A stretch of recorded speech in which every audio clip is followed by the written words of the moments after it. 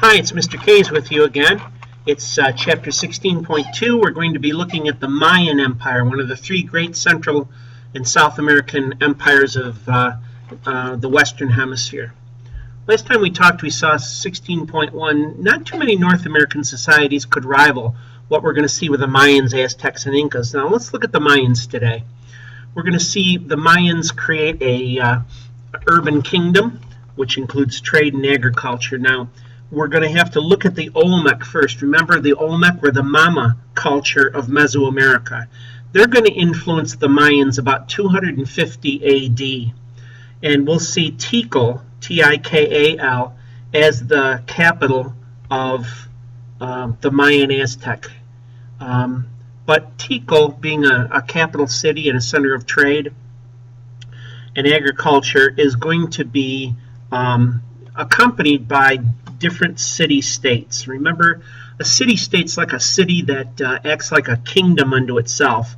It influences the region round about them, but they consider themselves independent.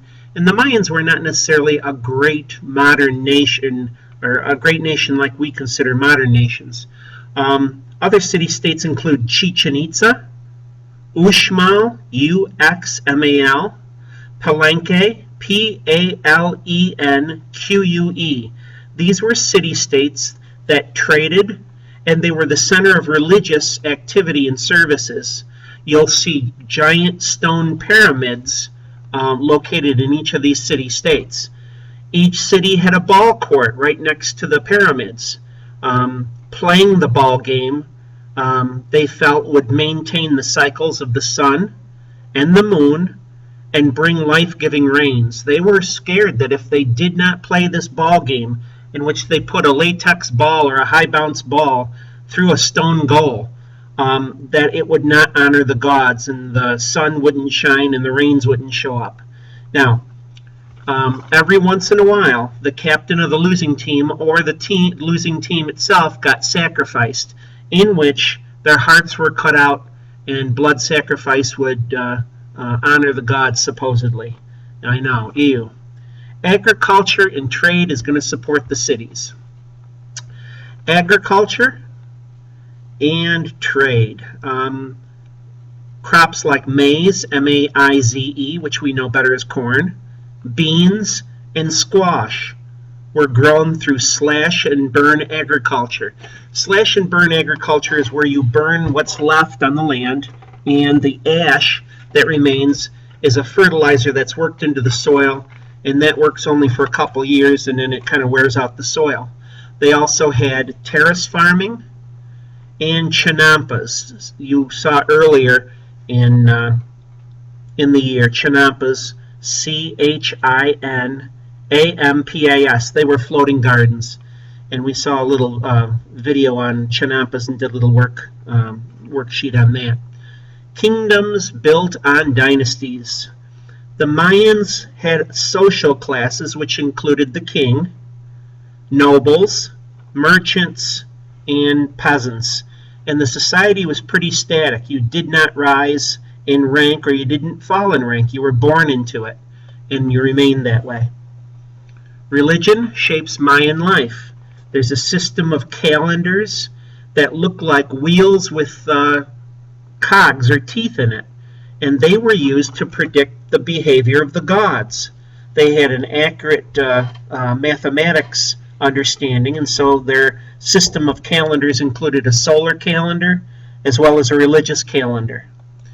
And they're going to use human sacrifice, as I talked about earlier, to please their gods and to balance the world. Occasional human sacrifice, if you want to put down, to please the gods and balance the world. Math, they used it in their calendars, as I just said. Astronomy, and they also used calendars to identify the best time to plant crops, attack, crown their rulers. You could even put down the concept of zero is developed with the Mayans. All right, written language preserves history. The Mayans did have a written language that is going to tell the story of not only the Mayan people, but it also tells the origins of the world in their terms. They had glyphs. It's a type of hieroglyphic symbol used to record their history. They had what's called a codex, which is a bark paper book. And some of these copies still survive. The Mayan book recalling the story of creation is called the Popol Vuh, or the Popol Vuh. The Mayan book recalling the story of creation. Out of nothing comes something. They were polytheistic to understand their religion. Now, how do the Mayans die off? Well, it's going to be around the late 800s AD. They seem to abandon certain cities. Other cities lasted for about 1,000 years, but after that, Tikal and Chichen Itza were abandoned, and what we have is left is just these stone pyramids and these ball courts, and people do not have an understanding of how this civilization just dies out. It couldn't have been the Europeans that came in and took them over, like the Spanish conquistadors, because they come in about the 1500s, and by the 800s, the Mayans are long since gone. So that's about 700 years too late that the Spanish got here. There were some invasions, but how did the society as a whole end? We don't know. Well, that's a sad story of the Mayans. They are a great civilization, but they're gone. Their descendants are still around, but no written history of how they ended. So this is Mr. K's ending 16.2.